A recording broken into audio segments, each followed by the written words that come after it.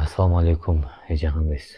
Алейкум салам, жакшы, шүгүр. Эже, сиз бир нече күн мурун сиз бизге ден салдырган келгенсиз.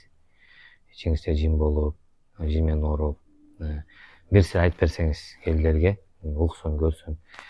Кандай болуп ооруп келдиңиз, кандай кылып ден салдырдыңыз, кандай кылып айыктыңыз? Ассаламу алейкум. Мен Катар эле айтып бериңиз. 18 жыл мурун мен бир заматта эле жүрөгүм сыгып калган. Жаңы турмушка чыкканымдан кийин эле мен буну нервтенкен го деп жүрүп, акыры күчөй баштаганда медицина жактан баардык жакын текшерттим.